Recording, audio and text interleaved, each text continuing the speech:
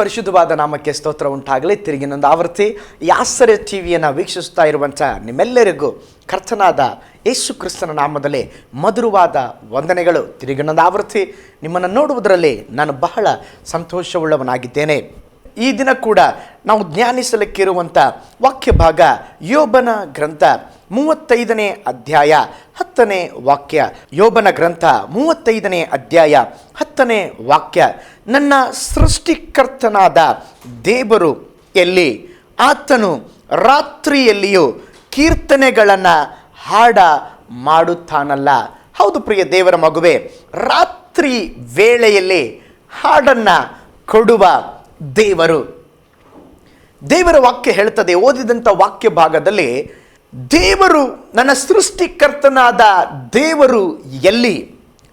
ಆತನು ರಾತ್ರಿಯಲ್ಲಿಯೂ ಕೀರ್ತನೆಗಳನ್ನು ಹಾಡ ಮಾಡುತ್ತಾನಲ್ಲ. ಹೌದು, ರಾತ್ರಿಯ ವೇಳೆ ಹಾಡನ್ನು ಹಾಡುವಂತೆ ಮಾಡುವ ದೇವರು. ಅನೇಕರಿಗೆ ಹಗಲಿನಲ್ಲಿ ಹಾಡುವ ಅಭ್ಯಾಸವಿದೆ, ಆದರೆ ಅನೇಕ ದೇವ ಭಕ್ತರಿಗೆ ರಾತ್ರಿ ಹಾಡಬೇಕೆಂಬುದಾಗಿ ದೇವರು ಬಯಸುತ್ತಾನೆ. ಪ್ರತಿಯೊಬ್ಬನು ಯಾಕೆ ನನ್ನ ಜೀವಿತದಲ್ಲಿ ಕತ್ತಲೆಯ ಅವಸ್ಥೆ, ಯಾಕೆ ನನ್ನ ಜೀವಿತದಲ್ಲಿ ನೋವಿನ ಅವಸ್ಥೆ ನಮಗೆ ಯಾಕೆ ಸಂಭವಿಸಿತು, ನಾವು ಏನು ಮಾಡಿದ್ದೇವೆ, ಯಾಕೆ ನೀತಿವಂತನಿಗೆ ಕಷ್ಟ ಎಂಬುದಾಗಿ ಕತ್ತಲೆಯ ಅನುಭವದಲ್ಲಿ ಇರುವಾಗ, ಕತ್ತಲೆಯ ಅನುಭವದಲ್ಲಿ, ರಾತ್ರಿಯ ವೇಳೆಯ ಅನುಭವದಲ್ಲಿ ನನ್ನ ದೇವರು ಹಾಡನ್ನು ಕೊಡುವ ದೇವರಾಗಿದ್ದಾನೆ. ಕೀರ್ತನೆ 42ನೇ ಅಧ್ಯಾಯ 8ನೇ ವಾಕ್ಯದಲ್ಲಿ ನೋಡುತ್ತೇವೆ, ಯೆಹೋವನು ಹಗಲಿನಲ್ಲಿ ತನ್ನ ಪ್ರೀತಿಯನ್ನು ನನಗೆ ಅನುಗ್ರಹಿಸುವೆನು, ರಾತ್ರಿ ವೇಳೆಯಲ್ಲಿ ಆತನ ಕೀರ್ತನೆಯು ನನ್ನಲ್ಲಿ ಇರುವುದು. ಇಲ್ಲಿ ಕೀರ್ತನೆಗಾರನು ಹೇಳುತ್ತಾದನೆ, ಯೆಹೋವನು ಹಗಲಿನಲ್ಲಿ ತನ್ನ ಪ್ರೀತಿಯನ್ನು ನನಗೆ ಅನುಗ್ರಹಿಸುವನು, ರಾತ್ರಿ ವೇಳೆಯಲ್ಲಿಯೂ ಆತನ ಕೀರ್ತನೆ ನನ್ನಲ್ಲಿ ಇರುವುದು. ಅದರ ಅರ್ಥವೇನು? ಇಲ್ಲಿ ಕೀರ್ತನೆಗಾರನು ಹೇಳುತ್ತಾದನೆ, ರಾತ್ರಿ ವೇಳೆಯಲ್ಲಿ ದೇವರು ಕೀರ್ತನೆಯನ್ನು ಹಾಡ ಮಾಡುತ್ತಾನೆ. ದೇವರು ರಾತ್ರಿಯ ವೇಳೆಯ ಮಧ್ಯದಲ್ಲಿ ಹಾಡನ್ನು ಕೊಡುತ್ತಾರೆ. ಎಲ್ಲ ಹಾಡುಗಳಿಗೂ ಆತನೇ ರಾಗ ಸಂಯೋಜನೆ ಕೊಡುವಂಥದ್ದು, ಎಲ್ಲ ಟ್ಯೂನ್ಗಳನ್ನು ಕೊಡುವಂಥದ್ದು ನನ್ನ ದೇವರೇ ಆಗಿದ್ದಾನೆ. ಆದರೆ ಬರೆಯುವಂಥದ್ದು ಕತ್ತಲೆಯ ಮಧ್ಯದಲ್ಲಿ ಹಾದು ಹೋಗುವಂಥ ನಿನಗೆ ಬರೆಯುವಂಥ ಅವಕಾಶವನ್ನು ನಿನಗೆ ದಯಪಾಲಿಸುತ್ತಾರೆ. ಎಂಥ ವೇಳೆ ಅನೇಕ ಭಕ್ತರನ್ನು ನೋಡ್ರಿ, ಆರಾಧನೆ ನಾಯಕರನ್ನು ಕೇಳ್ರಿ, ಅವರು ಇದ್ದಂಥ ಸಮಯದಲ್ಲಿ ಸಿಕ್ಕ ಹಾಡುಗಳಿಗಿಂತಲೂ ಅವರ ಕತ್ತಲೆಯ ಅನುಭವದಲ್ಲಿ, ಕತ್ತಲೆ ಎಂಬುದಾಗಿ ಹೇಳುವಾಗ ಯಾರು ಜೊತೆ ಇಲ್ಲದ ಅನುಭವದಲ್ಲಿ, ಒಂಟಿತನದ ಅನುಭವದಲ್ಲಿ, ಇಕ್ಕಟ್ಟಿನ ಅನುಭವದಲ್ಲಿ, ಜೀವಿತದ ಸವಾಲುಗಳನ್ನು ಎದುರಿಸುವಂತ ಸಮಯದಲ್ಲಿ ಅನೇಕ ಆರಾಧನೆ ನಾಯಕರಿಗೆ ಹಾಡುಗಳು ಬೆಳಗಿನ ಸಮಯವಲ್ಲ, ರಾತ್ರಿಯ ಸಮಯ. ರಾತ್ರಿ ಸಮಯ ಅಂದರೆ ನೋವಿನ ಸಮಯ, ಕಷ್ಟದ ಸಮಯದಲ್ಲಿ ಹಾಡನ್ನ ಕೊಟ್ಟಿದ್ದಾರೆ. ನೋಡಿ, ಅದು ಎಂಥ ಸಮಯ! ಚಂದ್ರ ಕಾಣೋದಿಲ್ಲ, ಕತ್ತಲು ಆವರಿಸಿದೆ, ಆ ಅನೇಕ ಕಾರ್ಯಗಳು ನಮ್ಮ ಸುತ್ತಲೂ ಆವರಿಸಿದೆ. ಅಂಥ ಸಮಯದಲ್ಲಿ ನನ್ನ ಸೃಷ್ಟಿಕರ್ತನು ಹಾಡನ್ನ ಹಾಡುವಂತೆ ಮಾಡುತ್ತಾನೆ. ಒಬ್ಬ ದೇವ ಸೇವಕರು ಸೇವೆ ಮಾಡಿಕೊಂಡು ಮನೆಗೆ ಬಂದಾಗ ಅವರ ಮಗು ತೀರಿ ಹೋಗಿದೆ. ತೀರಿ ಹೋದಂಥ ಮಗುವನ್ನ ಕೈಯಲ್ಲಿ ಹಿಡಿದುಕೊಂಡು, ಯಾಕೆ ದೇವರೇ ನಿನ್ನ ಸೇವೆಯನ್ನ ನಾನು ಮಾಡಿದೆ, ನನಗೆ ಯಾಕೆ ಈ ಶಿಕ್ಷೆಯನ್ನ ಕೊಟ್ಟೆ ಎಂಬುದಾಗಿ ಕೇಳಲಿಲ್ಲ. ಆ ಮಗುವನ್ನ ತೆಗೆದುಕೊಂಡು, ಅದೊಂದು ಮಲಯಾಳ ಭಾಷೆಯಲ್ಲಿರುವಂಥ ಹಾಡು, ದುಃಖತಿನ್ ಪಾನಂ ಪಾತ್ರ, ದುಃಖದ ಪಾನ ಪಾತ್ರೆಯನ್ನ ದೇವರು ನನ್ನ ಕೈಯಲ್ಲಿ ಕೊಟ್ಟನು. ಆದರೆ ನಾ ಈ ದುಃಖದ ಪಾತ್ರೆಯನ್ನ ತೆಗೆದುಕೊಂಡು ನಾನು ಕರ್ತನನ್ನ ಹಾಡುತ್ತೇನೆ, ಕರ್ತನನ್ನ ಆರಾಧಿಸುತ್ತೇನೆ. ಹೌದು ದೇವ ಮಗುವೆ, ದೇವರು ನಮಗೆ ರಾತ್ರಿಯ ಅನುಭವದಲ್ಲಿ ಇವತ್ತು ಕೂಡ ಆ ಹಾಡುಗಳನ್ನು ಅನೇಕ ಕಡೆ ಹಾಡುತ್ತಾರೆ. ದುಃಖದ ಪಾನ ಪಾತ್ರೆಯನ್ನ ತೆಗೆದುಕೊಂಡು ನಾನು ದೇವರನ್ನ ಆರಾಧಿಸ್ತೇನೆ ಎಂಬಂತ ಹಾಡು ಇವತ್ತಿಗೂ ಪ್ರಸಿದ್ಧವಾಗಿದೆ. ನೋಡಿ, ಅದು ಒಬ್ಬ ದೇವ ಭಕ್ತನ ಚರಿತ್ರೆಯಾಗಿದೆ. ಹೌದು ದೇವ ಮಗುವೆ, ನಮ್ಮ ಜೀವಿತದಲ್ಲಿ ರಾತ್ರಿಯ ವೇಳೆಯ ಅನುಭವದಲ್ಲಿ ದೇವರು ನಮಗೆ ಹಾಡನ್ನ ಕೊಡುವವರಾಗಿದ್ದಾರೆ. ಚಾರ್ಲ್ಸ್ ಸ್ಪರ್ಜನ್ ಎಂಬಂತ ದೇವ ಸೇವಕರು ಹೀಗೆ ಹೇಳಿದ್ದಾರೆ, ಬೆಳಗಿನ ಜಾವದಲ್ಲಿ ಹಾಡುವುದು ತುಂಬಾ ಸುಲಭ. ಬೆಳಗಿನ ಜಾವ ಅಂದ್ರೆ ಸಾಧಾರಣವಾಗಿ ಬೆಳಗಿನ ಸಮಯ, ಅದರ ಕುರಿತಾಗಿ ಮಾತನಾಡುತ್ತಾ ಇಲ್ಲ. ಬೆಳಗಿನ ಸಮಯ, ಸಂತೋಷದ ಸಮಯದಲ್ಲಿ ಹಾಡುವುದು ತುಂಬಾ ಸುಲಭ. ಯಾಕೆಂದ್ರೆ ಎಲ್ಲ ಪಕ್ಷಿಗಳು ಕೂಡ ಹಾಡುತ್ತದೆ. ಬೆಳಗಿನ ಸಮಯಗಳಲ್ಲಿ ಹಕ್ಕಿಗಳು ಚಿಲಿಪಿಲ ಗಾನವನ್ನ ನಾವು ಕೇಳುತ್ತೇವೆ. ಆದರೆ ದೇವ ಮಕ್ಕಳಿಗೆ ದೇವರು ರಾತ್ರಿ ವೇಳೆಯಲ್ಲಿ ಹಾಡನ್ನ ಕೊಡುವಂತ ದೇವರಾಗಿದ್ದಾನೆ. ಪಾತ್ರೆ ತುಂಬಿ ಹೊರಸೂಸುವಾಗ ಹಾಡುವುದು ಸುಲಭ. ಅಗತ್ಯತೆಗಳು ಸಂಧಿಸಲ್ಪಡುವಾಗ ಹಾಡುವುದು ಸುಲಭ. ಆಶೀರ್ವಾದಗಳನ್ನ ಪಡೆದುಕೊಳ್ಳುವಾಗ ಹಾಡುವುದು ಸುಲಭ. ಆರೋಗ್ಯವಾಗಿರುವಾಗ ಹಾಡುವುದು ಸುಲಭ. ಎಲ್ಲರೂ ನಮ್ಮನ್ನ ಹೊಗಳುವಾಗ, ನಮ್ಮನ್ನ ಮೇಲೆ ಕೆತ್ತುವಾಗ ಹಾಡುವುದು ಬಹಳ ಸುಲಭ. ಆದರೆ ರಾತ್ರಿಯ ಕುರಿತು ಏನು? ಅದಕ್ಕೆ ಕೀರ್ತನೆಗಾರನು 77ನೇ ಕೀರ್ತನೆ 6ನೇ ವಾಕ್ಯದಲ್ಲಿ, ನಾನು ರಾತ್ರಿಯಲ್ಲಿ ಮಾಡುತ್ತಿದ್ದ ಗಾನಗಳನ್ನ ನೆನೆಸಿಕೊಳ್ಳುವೆನು. ಯಾರು ಈ ವಾಕ್ಯವನ್ನು ನುಡಿದಿದ್ದ? ದಾವೀದನು ಹೇಳುತ್ತಾ ಇದ್ದಾನೆ, ನಾನು ರಾತ್ರಿಯಲ್ಲಿ ಮಾಡುತ್ತಿದ್ದ ಗಾನವನ್ನ ನೆನೆಸಿಕೊಳ್ಳುತ್ತೇನೆ. ಹೌದು, ಯಾಕೆಂದ್ರೆ ದಾವೀದನ ಜೀವನದಲ್ಲಿ ಅನೇಕ ಕಷ್ಟಗಳು, ಅನೇಕ ವೇದನೆಗಳು ಒಟ್ಟಿಗೆ ಇದ್ದವರೇ, ಮಿತ್ರರೇ ಅವನಿಗೆ ಶತ್ರುವಾದರು. ಸ್ವಂತ ಮಗನೇ ಅವನಿಗೆ ವಿರೋಧವಾಗಿದ್ದ. ಅವನು ಯಾರಿಗೆ ಸಹಾಯ ಮಾಡಲು ಹೋಗಿದ್ದನೋ ಆ ಮನೆಯವರೇ ಅವನಿಗೆ ವಿರೋಧವನ್ನ ಕಟ್ಟಿಕೊಂಡರು. ಇಂಥ ಸಮಯಗಳಲ್ಲಿ ದಾವೀದನಿಗೆ ಒಂದೇ ಒಂದು ಬಯಕೆ ಇತ್ತು. ಅವನ ರಾತ್ರಿಯ ಜಾವಗಳಲ್ಲಿ ಅವನು ಹಾಡುತ್ತಾ ಇದ್ದ, ಗಾನವನ್ನ ಮಾಡುತ್ತಾ ಇದ್ದ. ಸತ್ಯವೇದದಲ್ಲಿ ಕೂಡ ಪೌಲ ಸೀಲರ ಕುರಿತಾಗಿ ನೋಡುತ್ತೇವೆ. ಅವರನ್ನ ಸೆರೆಮನೆಯಲ್ಲಿ ಹಾಕಿದ್ದಾರೆ. ನೋಡಿ, ಅವರನ್ನ ಸೆರೆಮನೆಯಲ್ಲಿ ಹಾಕಿರುವಾಗ ಸೆರೆಮನೆಯಲ್ಲಿ ಅವರಿಗೆ ಸ್ತುತಿ ಪದಗಳು ಸಿಕ್ಕಿತ್ತು. ಕೈಗಳನ್ನು ತಟ್ಟುತ್ತಾ ಅವರು ಸ್ತುತಿ ಪದಗಳನ್ನ ಹಾಡುತ್ತಾ ಇದ್ದಾರೆ. ಯಾವ ಸಮಯದಲ್ಲಿ ಹಾಡುತ್ತಾ ಇದ್ದಾರೆ? ಮಧ್ಯ ರಾತ್ರಿಯ ಸಮಯದಲ್ಲಿ. ಅದಕ್ಕೆ ನಾನು ಹೇಳಿದೆ, ನನ್ನ ದೇವರು ರಾತ್ರಿಯ ಸಮಯಗಳಲ್ಲಿ ಹಾಡನ್ನ ಕೊಡುವಂತ ದೇವರು. ಹಾಗೆ ಮಧ್ಯ ರಾತ್ರಿಯಲ್ಲಿ ಅವರು ಹಾಡನ್ನ ದೇವರು ಕೊಟ್ಟರು. ಅವರು ಹಾಡುತ್ತಾ ಇರುವಾಗ ಅಪೊಸ್ತಲ ಕೃತ್ಯಗಳು 16ನೇ ಅಧ್ಯಾಯ 23ನೇ ವಾಕ್ಯ ನೋಡಿ, ಅವರಿಗೆ ಸಂತೋಷ ಇಲ್ಲ. ಶರೀರವೆಲ್ಲ ಗಾಯವಾಗಿದೆ, ಪೆಟ್ಟು ತಿಂದಿದ್ದಾರೆ, ಶರೀರದಲ್ಲಿ ರಕ್ತ ಸೋರುತ್ತಾ ಇದೆ, ಕಾಲುಗಳು ಅಲ್ಲಾಡಿಸುವುದಕ್ಕೆ ಆಗುವುದಿಲ್ಲ. ಅಷ್ಟು ಬಹಳ ಇಕ್ಕಟ್ಟಾದಂಥ ಸೆರೆಮನೆ. ಅಂತ ಅವಸ್ಥೆಯಲ್ಲಿ ಅವರು ಹಾಡಿದರು. ಅದಕ್ಕೆ ದೇವರ ವಾಕ್ಯದಲ್ಲಿ ನಾವು ನೋಡಿದ ಹಾಗೆ ನನ್ನ ದೇವರು ರಾತ್ರಿ ವೇಳೆಯಲ್ಲಿ ಹಾಡನ್ನ ಕೊಡುವಂತ ದೇವರು. ನಿನ್ನ ನೋವಿನ ಮಧ್ಯದಲ್ಲಿ, ನಿನ್ನ ವೇದನೆಯ ಮಧ್ಯದಲ್ಲಿ ಹಾಡನ್ನ ಕೊಡುವಂತ ದೇವರು ನನ್ನ ದೇವರಾಗಿದ್ದಾರೆ. ಅವರ ಹಾಗೆ ಹಾಡುವಾಗ ಅಲ್ಲಿ ಅಸ್ಥಿವಾರ ಕದಲಿತು, ಕದಗಳು ತೆರೆಯಿತು, ಅದು ಬೇಡಿಗಳು ಕಳಿಚಿ ಬಿದ್ದವು. ಹೌದು ಪ್ರಿಯ ದೇವ ಜನರೇ, ನಿನ್ನ ರಾತ್ರಿಯ ಅನುಭವಗಳಲ್ಲಿ ಅಥವಾ ನಿನ್ನ ರಾತ್ರಿಯ ಆ ಕತ್ತಲೆಯ ಅವಸ್ಥೆಗಳಲ್ಲಿ ನನ್ನ ದೇವರು ನಿನಗೆ ಒಂದೊಂದು ದಿನವೂ ಕೀರ್ತನೆಯನ್ನ ಹಾಡ ಮಾಡುತ್ತಾನೆ.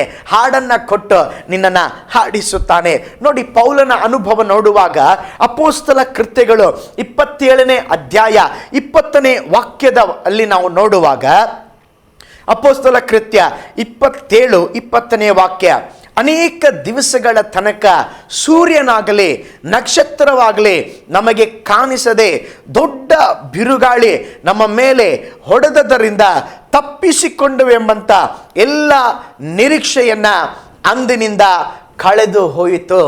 ಅಪೊಸ್ತಲ ಪೌಲನು ಇಲ್ಲಿ ತನ್ನ ಅನುಭವವನ್ನು ಹೇಳುತ್ತಾ ಇದ್ದಾನೆ.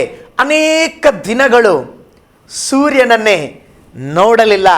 ನಾವು ಒಂದು ದಿನ ಸೂರ್ಯನನ್ನು ನೋಡಲಿಲ್ಲವಾದರೆ ಎಲ್ಲೋ ಇದ್ದೇವೆಂಬಂತ ಅನುಭವ ಉಂಟಾಗ್ತದೆ. ಆದರೆ ಪೌಲನು ಅನೇಕ ದಿನಗಳು ಸೂರ್ಯನನ್ನ ನೋಡಲಿಲ್ಲ. ಪರವಾಗಿಲ್ಲ, ನಕ್ಷತ್ರನಾದರೂ ನೋಡಬಹುದಾ? ನಕ್ಷತ್ರವನ್ನ ನೋಡಲಿಲ್ಲ. ಅವನ ಜೀವನ ಕತ್ತಲೆಯ ಅನುಭವ. ಅವನ ಜೀವಿತದಲ್ಲಿ ಎಲ್ಲ ನಿರೀಕ್ಷೆಯು ಕಳೆದು ಹೋದಂಥ ಅನುಭವ. ಪೌಲನ ಕೈಸರೆಯದಿಂದ ರೋಮ ಪ್ರಯಾಣ ಮಾಡುವಾಗ ಇದು ಸಂಭವಿಸಿತು. ಗಾಳಿ ಮುಟ್ಟಗೊಡಿಸಲಿಲ್ಲ. ಆ ಹುಚ್ಚು ತೆರೆಗಳು ಹೊಡೆಯುತ್ತಾ ಇದ್ದವು. ಗಾಳಿ ಎದುರು ಬದುರಾಗಿ ಹೊಡೆಯುತ್ತಾ ಇದ್ದರಿಂದ ಅವರಿಗೆ ನಿಲ್ಲಲು ಆಗುತ್ತಾ ಇಲ್ಲ. ದೊಡ್ಡ ಉಪದ್ರವದ ಅನುಭವ, ರಾತ್ರಿಯ ಅನುಭವ. ಈಗ ಅಪೊಸ್ತಲ ಪೌಲನು ಅವನ್ನ ನೆನೆಸ್ತಾನೆ. ಅವನ ರಾತ್ರಿ ವೇಳೆ ವೇಳೆಯ ಅನುಭವಗಳಲ್ಲಿ ನನ್ನ ದೇವರು ಹಾಡನ್ನ ಕೊಟ್ಟಿರಬಹುದು. ಅವನ ರಾತ್ರಿ ವೇಳೆಯ ಅವಸ್ಥೆಗಳಲ್ಲಿ ನಾವು ಯೋಬನ ಗ್ರಂಥದಲ್ಲಿ ನೋಡುವ ಹಾಗ ನನ್ನ ಸೃಷ್ಟಿಕರ್ತನಾದ ದೇವರು ಆತನು ರಾತ್ರಿಯಲ್ಲಿಯೂ ಕೀರ್ತನೆಗಳನ್ನ ಹಾಡ ಮಾಡುತ್ತಾನಲ್ಲ. ಹೌದು, ನಿನ್ನ ನೋವಿನ ಅನುಭವದಲ್ಲಿ, ನಿನ್ನ ಕತ್ತಲೆಯ ಅನುಭವದಲ್ಲಿ, ನಿರೀಕ್ಷೆ ಇಲ್ಲದ ಸಮಯದಲ್ಲಿ ನಿನ್ನ ಕೀರ್ತನೆ ಹಾಡಲಿಕ್ಕೆ ಹೇಳಿ ದೇವರು ಅದನ್ನು ಕೇಳಿಸಿಕೊಳ್ಳುವಂತ ದೇವರು ನನ್ನ ದೇವರಾಗಿದ್ದಾನೆ. ಒಂದು ಉದಾಹರಣೆಯನ್ನ ಹೇಳಲಿಕ್ಕೆ ಬಯಸ್ತಾನೆ. ಒಬ್ಬ ಒಳ್ಳೆಯ ಶ್ರೀಮಂತ ವ್ಯಾಪಾರಿ, ಅವನು ದೇಶ ಪ್ರವಾಸ ಮಾಡುತ್ತಾ ಇದ್ದ. ತಿಂಗಳ ಗಂಟಲೆ ಅವನು ಪ್ರಯಾಣ ಮಾಡುತ್ತಾ ಇದ್ದ. ಅವನ ಕೆಲಸವೇ ಅದಾಗಿತ್ತು. ಒಂದು ದಿವಸ ದೂರದ ದೇಶಕ್ಕೆ ಪ್ರಯಾಣಿಸಿದ. ಹಡಗಿನಲ್ಲಿ ಒಂದು ಸುಂದರವಾದ ಮನೆಯನ್ನ ಕಟ್ಟಿಕೊಂಡಿದ್ದ. ಒಂದು ಸಂಜೆ ಜೋರಾದ ಗಾಳಿ ಬೀಸಲಾರಂಭಿಸಿತು. ಹಡಗು ಅಲ್ಲೋಲ ಕಲ್ಲೋಲವಾಗತೊಡಗಿತು. ಚಲಿಸುವ ಬದಲು ಅದು ಬದಿಗೆ ಸರಿಯತೊಡಗಿತು. ದೊಡ್ಡ ದೊಡ್ಡ ತೆರೆಗಳು ಬಂದವು. ಹಡಗಿನ ನಿಯಂತ್ರಣ ತಪ್ಪಿತು. ಆ ಹೊಡೆತಕ್ಕೆ ಹಡಗು ತೇಲಿ ಹೋಯಿತು. ಈ ಯಜಮಾನ ಹೇಗೋ ಒಂದು ಹಲಗೆಯನ್ನ ಗಟ್ಟಿಯಾಗಿ ಹಿಡಿದುಕೊಂಡ. ಅದನ್ನ ಎಚ್ಚರ ತಪ್ಪಿದ. ಬೆಳಿಗ್ಗೆ ನೋಡಿದಾಗ ಯಾವುದೋ ಒಂದು ಸಮುದ್ರದ ತೀರದಲ್ಲಿ ಒಂದು ನಡುಗಡ್ಡೆಯಲ್ಲಿ ಅವನು ಬಿದ್ದಿದ್ದಾನೆ. ಅವನು ಹೇಳಿದ, ದೇವರ ದಯೆ, ನನ್ನ ಜೀವ ಉಳಿಯಿತು. ಅಲ್ಲಿ ಯಾರೂ ಇಲ್ಲ. ಸಿಕ್ಕ ಗೆಣಸುಗಳನ್ನು ತಿಂದ, ಮೀನುಗಳನ್ನು ಹಿಡಿದು ಮೀನನ್ನು ತಿಂದ. ಒಂದು ಗುಡಿಸಲನ್ನು ತಾನು ವಾಸ ಸ್ಥಳಕ್ಕಾಗಿ ಒಂದು ಗುಡಿಸಲನ್ನು ಕಟ್ಟಿದ. ಒಂದು ಸಾರಿ ಆಹಾರವನ್ನ ತರಲಿಕ್ಕೆ ಹೋಗುವುದರೊಳಗೆ ಆ ಗುಡಿಸಲು ಬೆಂಕಿಯಿಂದ ಸುಟ್ಟು ಹಾಕಲ್ಪಟ್ಟಿತು. ಅವನು ಆ ಒಂದು ಆಹಾರಕ್ಕಾಗಿ ತೆಗೆದುಕೊಂಡು ಹೋಗಿ ತಿರುಗಿ ಬರುವಾಗ ಆ ಗುಡಿಸಲು ಸುಟ್ಟು ಹೋಗಿದೆ. ಆ ವ್ಯಕ್ತಿ ಬಹಳ ನಿರಾಶೆಯಿಂದ, ದೇವರೇ, ಯಾಕೆ ನನಗೆ ಈ ಅನ್ಯಾಯ? ಯಾಕೆ ನೀನು ನನಗೆ ಸಹಾಯ ಮಾಡುತ್ತಾ ಇಲ್ಲ? ಯಾಕೆ ನನಗೆ ಈ ಕತ್ತಲೆ ಅನುಭವ ಎಂಬುದಾಗಿ ಕೂಗಿ ಅವನು ಕುಸಿದು ಬಿದ್ದ ನಂತರ ಸ್ವಲ್ಪ ಸಮಯದ ನಂತರ ಅವನು ಕಣ್ಣು ತೆರೆದು ನೋಡಿದಾಗ ಅವನ ಸುತ್ತಲೂ ಅನೇಕ ಜನರು ನಿಂತುಕೊಂಡಿದ್ದಾರೆ. ಅವನು ನೋಡಿದ, ಯಾರೋ ಒಂದು ಹಡಗಿನಲ್ಲಿ ಅವನನ್ನು ಹಾಕಿದ್ದಾರೆ. ಬಹಳ ಸಂತೋಷ ಪಟ್ಟ. ಆ ಜನರಿಗೆ ಕೇಳಿದ, ಹೇಗೆ ನೀವು ನನ್ನನ್ನು ಕಾಪಾಡಿದ್ರಿ? ಹೇಗೆ ಈ ಹಡಗಿನಲ್ಲಿ ತೆಗೆದುಕೊಂಡು ಬಂದ್ರಿ ಎಂಬುದಾಗಿ ಹೇಳಿದ್ದಕ್ಕೆ ಆ ಹಡಗಿನವರು ಹೇಳಿದರು, ಈ ಮಾರ್ಗದಲ್ಲಿ ನಾವು ಹೋಗುವಾಗ ಆ ಗುಡಿಸಲಿನ ಬೆಂಕಿಯನ್ನ ನಾವು ನೋಡಿದೆವು. ಈ ಪ್ರದೇಶ ನಿರ್ಧನ ಪ್ರದೇಶ, ಇಲ್ಲಿ ಯಾರೋ ಇರಬಹುದೆಂಬುದಾಗಿ ನಾವು ಬಂದೆವು. ಆಗ ನೀನು ಮೂರ್ಛೆ ತಪ್ಪಿ ಹೋಗಿದ್ದೆ. ಆದ್ದರಿಂದ ನಿನ್ನನ್ನ ನಾವು ರಕ್ಷಿಸುವುದು ಎಂಬುದಾಗಿ ಹೇಳಿದರು. ಆ ಕ್ಷಣವೇ ಆ ಭಕ್ತನು ತನ್ನ ಮೊಣಕಾಲನ್ನು ಹಾಕಿ ಆಕಾಶದ ಕಡೆಗೆ ಕೈ ಎತ್ತಿ, ದೇವರೇ, ನನ್ನನ್ನ ಕ್ಷಮಿಸು. ಆ ಗುಡಿಸಲನ್ನು ಸುಟ್ಟಿದ್ದಕ್ಕೆ ನಾನು ನಿನ್ನನ್ನ ನಿಂದಿಸಿದೆ. ಆದರೆ ಆ ಗುಡಿಸಲು ಸುಟ್ಟದ್ದು ನನ್ನ ಜೀವವನ್ನು ನೀನು ಪಾರು ಮಾಡಿದೆ. ಹೌದು ಪ್ರಿಯ ದೇವ ಜನರೇ, ನಿಮ್ಮ ಜೀವನದಲ್ಲಿ ಒಂದೊಂದು ಕತ್ತಲೆಯ ಅವಸ್ಥೆಯಲ್ಲಿ ನನ್ನ ದೇವರು ಹಾಡನ್ನು ಕೊಡುತ್ತಾನೆ. ನಿನ್ನ ಒಂದೊಂದು ಕತ್ತಲೆಯ ಅವಸ್ಥೆಯಲ್ಲಿ ನನ್ನ ದೇವರು ಕೀರ್ತನೆಗಳ ಮೂಲಕ ಹಾಡನ್ನು ಹಾಡುವಂತೆ ಸಹಾಯ ಮಾಡುತ್ತಾನೆ. ಅದಕ್ಕೆ ನನ್ನ ದೇವರು ರಾತ್ರಿ ವೇಳೆಗಳಲ್ಲಿ ಹಾಡನ್ನು ಕೊಡುವಂಥ ದೇವರು, ರಾತ್ರಿ ವೇಳೆಗಳಲ್ಲಿ ಕೀರ್ತನೆಗಳನ್ನು ಹಾಡುವಂತೆ ಮಾಡುವಂಥ ದೇವರು. ಅದಕ್ಕಾಗಿ ಹಬಕ್ಕೂಕ 3ನೇ ಅಧ್ಯಾಯ 17 ಮತ್ತು 18ನೇ ವಾಕ್ಯವನ್ನು ನಾವು ಓದಿಕೊಳ್ಳೋಣ. ಹಬಕ್ಕೂಕ 3ನೇ ಅಧ್ಯಾಯ 17 ಮತ್ತು 18ನೇ ವಾಕ್ಯವನ್ನು ನಾವು ಓದಿಕೊಳ್ಳೋಣ. ಅಂಜೂರವು ಚಿಗುರದಿದ್ದರು, ದ್ರಾಕ್ಷಾಲತೆಗಳು ಹಣ್ಣು ಸಿಗದಿದ್ದರು, ಎಣ್ಣೆ ಮರಗಳ ಉತ್ಪತ್ತಿಯು ಶೂನ್ಯವಾದರು, ಹೊಲ ಗದ್ದೆಗಳು ಆಹಾರವನ್ನು ಕೊಡದೇ ಹೋದರು, ಹಿಂಡು ಹಟ್ಟಿಯೊಳಗಿಂದ ನಾಶವಾದರು, ಮಂದೆಯು ಕೊಟ್ಟಿಗೆಗಳೊಳಗೆ ಇಲ್ಲದಿದ್ದರು. ನಾನು ಯೆಹೋವನಲ್ಲಿ ಉಲ್ಲಾಸಿಸುವೆನು, ನನ್ನ ರಕ್ಷಕನಾದ ದೇವರಲ್ಲಿ ಆನಂದಿಸುವೆನು. ಅದೇ 16ನೇ ವಾಕ್ಯ 3ನೇ ಅಧ್ಯಾಯ 16ನೇ ವಾಕ್ಯವನ್ನು ಗಮನಿಸಿದರೆ, ಅದು ನನಗೆ ಕೇಳಿಸಲು ನನ್ನ ಹೊಟ್ಟೆಯು ತಳಮಳಗೊಂಡಿತು, ಆ ಶಬ್ದಕ್ಕೆ ನನ್ನ ತುಟಿಗಳು ಅದಿರಿದವು. ವಿಪತ್ಕಾಲದಲ್ಲಿ ಜನರನ್ನು ಎದುರಾಯಿಸಿ ಅವರ ಮೇಲೆ ಬೀಳುವಾಗ ನಾನು ಅದನ್ನು ತಾಳ್ಮೆಯಿಂದ ಕಾದಿರಬೇಕೆಂದು ನನಗೆ ತಿಳಿಯಲು ಕ್ಷಯವು ನನ್ನ ಎಲುಬುಗಳಲ್ಲಿ ಸೇರಿತು. ನೋಡ್ರಿ, ಇಲ್ಲಿ ಪ್ರವಾದಿ ಹೇಳುತ್ತಾ ಇದ್ದಾನೆ, ನನ್ನ ಹೊಟ್ಟೆ ತಳಮಳಗೊಂಡಿತ್ತು, ತುಟಿಯು ಅದುರಿತು, ನಾನು ನಡಗಿದೆ, ಕ್ಷಯವು ನನ್ನ ಎಲುಬಿಗೆ ಸೇರಿತು.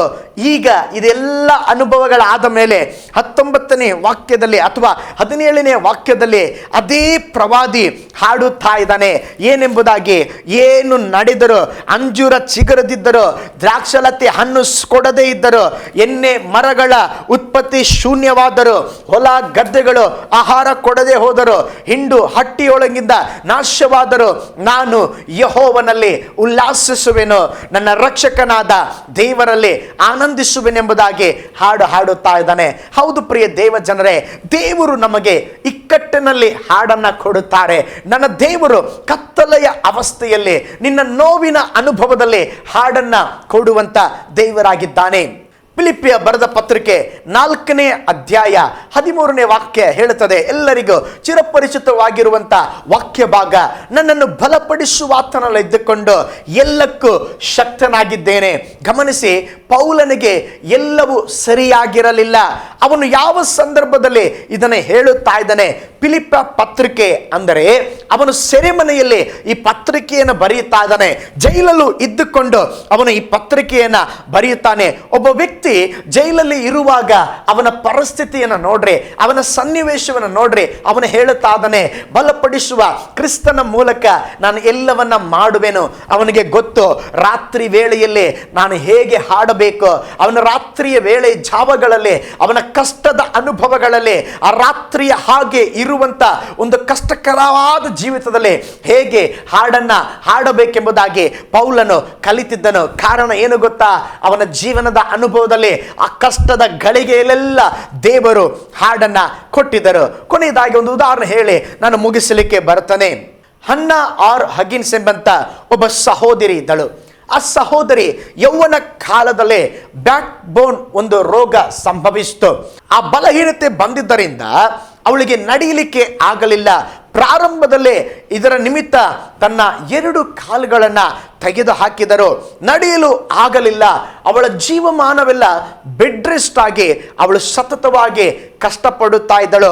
ಇದರ ಮಧ್ಯದಲ್ಲಿ ಕೂಡ ದೇವರು ಒಂದು ಹಾಡನ್ನು ಕೊಟ್ಟರು. ಅಥವಾ ರಾತ್ರಿ ವೇಳೆಯಲ್ಲಿ ದೇವರು ಹೇಗೆ ಕೀರ್ತನೆಗಳನ್ನು ಹಾಡ ಮಾಡುತ್ತಾನೆ, ನಿನ್ನ ರಾತ್ರಿಯ ಆ ಕತ್ತಲೆಯ ಅವಸ್ಥೆಯಲ್ಲಿ ಹೇಗೆ ಒಂದು ಬೆಳಕನ್ನು ಕೊಡುತ್ತಾರೆ. ಈ ಸಾಕ್ಷಿಯನ್ನು ಕೇಳಿ, ಸತತವಾಗಿ ಈ ಕಷ್ಟಗಳ ಮಧ್ಯದಲ್ಲಿ ಇವಳು ದೇವರಿಗೆ ಒಪ್ಪಿಸಿ ಥ್ಯಾಂಕ್ಸ್ ಗಿವಿಂಗ್ ಕಾರ್ನರ್ ಎಂಬಂತ ಒಂದು ಸೇವೆಯನ್ನ ಪ್ರಾರಂಭಿಸಿದಳು. ಎಲ್ಲಿ?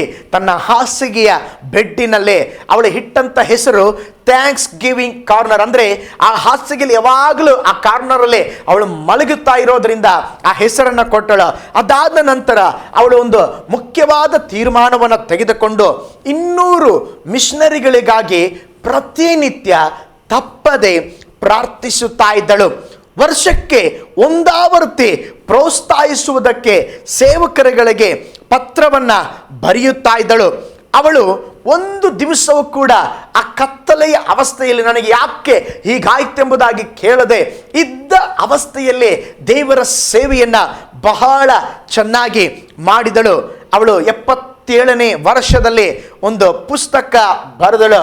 ಕ್ಲೌಡ್ ಅಂಡ್ ಶೈನ್ ಅಂತ ಹೇಳಿದ್ರೆ ಮೋಡದ ವಾತಾವರಣದಲ್ಲಿ ಕೂಡ ಒಂದು ಪ್ರಕಾಶ ಎಂಬ ಒಂದು ಪುಸ್ತಕವನ್ನ ರಕ್ಷಕನ ಸಹಾಯದಿಂದ ಬರೆದಳು. ಕತ್ತಲೆಯ ಸಂಕಷ್ಟದ ಅನುಭವದಲ್ಲಿ ಹೇಗೆ ಕರ್ತನನ್ನ ಸ್ತೋತ್ರ ಮಾಡಬಹುದು, ನಿಮ್ಮ ಕಷ್ಟ ಕಾಲಗಳಲ್ಲಿ ಹೇಗೆ ಸ್ತೋತ್ರ ಮಾಡಬಹುದು ಎಂಬುದಾಗಿ ಅವಳು ಅದನ್ನು ಬರೆದಳು. ಅವಳು ನೋಡಿ ಜೀವನ ವ್ಯರ್ಥ ಎಂಬುದಾಗಿ, ಅಯ್ಯೋ ನನ್ನ ಜೀವನ 2 ಕಾಲು ತೆಗೆದ್ರು, ಇನ್ನು ಮೇಲೆ ನಾನು ಹಾಸಿಗೆ ಮೇಲೆ ಇರಬೇಕೆಂಬುದಾಗಿ ಅವಳು ಅಂತ ಹಾಡನ್ನ ಹಾಡಲಿಲ್ಲ. ಆ ಕಷ್ಟದ ಮಧ್ಯದಲ್ಲಿ ಕೂಡ ಅವಳು ಸಂತೋಷದ ಹಾಡನ್ನ, ಜನರಿಗೆ ಕೊಡುವಂತ ನಲಿವಿನ ಹಾಡನ್ನ, ಅಂದ್ರೆ ಅನೇಕ ಮಿಷನರಿಗಳಿಗಾಗಿ ಪ್ರಾರ್ಥಿಸಿ, ಅನೇಕ ಮಿಷನರಿಗೆ ಸಹಾಯ ಮಾಡಿ, ಅನೇಕ ಮಿಷನರಿಗಳನ್ನ ಪ್ರೋತ್ಸಾಹಿಸಿ ಒಳ್ಳೆಯ ಸೇವೆಯನ್ನ ಮಾಡಿದಳು. ಹೌದು ಪ್ರಿಯ ದೇವ ಜನರೇ, ನಿಮ್ಮ ಜೀವಿತದಲ್ಲಿ ಕೂಡ ಒಂದು ರಾತ್ರಿ ಇರುವುದಾದ್ರೆ ನಿನಗೆ ಒಂದು ಹಗಲು ಇದೆ, ಒಂದು ಮೋಡ ಇರುವುದಾದ್ರೆ ಸೂರ್ಯನ ಕಿರಣಗಳಿದೆ, ಒಂದು ಶುಭ ಶುಕ್ರವಾರ ಇರುವುದಾದ್ರೆ ಒಂದು ಪುನರುತ್ಥಾನದ ದಿನ ಇದೆ. ಆದ್ದರಿಂದ ನನ್ನ ದೇವರು ರಾತ್ರಿಯ ವೇಳೆಗಳಲ್ಲಿ ಹಾಡನ್ನ ಕೊಡುವಂತ ದೇವರು. ಯೋಬನ ಗ್ರಂಥ 35ನೇ ಅಧ್ಯಾಯ 10ನೇ ವಾಕ್ಯ ಮರೆಯಬೇಡ್ರಿ. ನನ್ನ ಸೃಷ್ಟಿಕರ್ತನಾದ ದೇವರು ಆತನು ರಾತ್ರಿಯಲ್ಲಿಯೂ ಕೀರ್ತನೆಗಳನ್ನ ಹಾಡ ಮಾಡುತ್ತಾನಲ್ಲ. ನೀನು ರಾತ್ರಿಯ ಅವಸ್ಥೆಯಲ್ಲಿ ಹಾದು ಹೋಗುತ್ತಾ ಇದೆಯಾ? ನೋವಿನ ಅವಸ್ಥೆಯಲ್ಲಿ ನೀನು ಹಾದು ಹೋಗುತ್ತಾ ಇದೆಯಾ? ಭಯಪಡಬೇಡ. ನಿನ್ನ ರಾತ್ರಿಯ ಅನುಭವಗಳಲ್ಲೇ ನನ್ನ ದೇವರು ಕೀರ್ತನೆಗಳನ್ನ ಹಾಡ ಮಾಡುತ್ತಾನೆ. ನನ್ನ ದೇವರು ನಿನಗೆ ಸಹಾಯ ಮಾಡುತ್ತಾರೆ. ನಿನ್ನ ಪರಿಸ್ಥಿತಿಗಳು ಹಾಗೆ ಇರುವುದಿಲ್ಲ, ಅವುಗಳು ಬದಲಾಗುತ್ತದೆ. ನಿನ್ನ ಪರಿಸ್ಥಿತಿಗಳು ಆ ರಾತ್ರಿಯ ಜಾವದಂತೆ ಇರುವುದಿಲ್ಲ. ಒಂದು ಸೂರ್ಯ, ನೀತಿಯ ಸೂರ್ಯನಾದ ಕ್ರಿಸ್ತನು ಉದಯಿಸಲಿಕ್ಕಿದ್ದಾನೆ.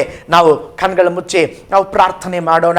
ಪರಲೋಕದಲ್ಲಿ ವಾಸ ಮಾಡುವ ನಮ್ಮ ತಂದೆಯಾದ ದೇವರೇ, ದೇವರೇ, ನೀನು ರಾತ್ರಿಯ ಜಾವಗಳಲ್ಲಿ ನಾವು ಕೀರ್ತನೆಗಳನ್ನು ಹಾಡುವಂತೆ ಮಾಡುವ ದೇವರು.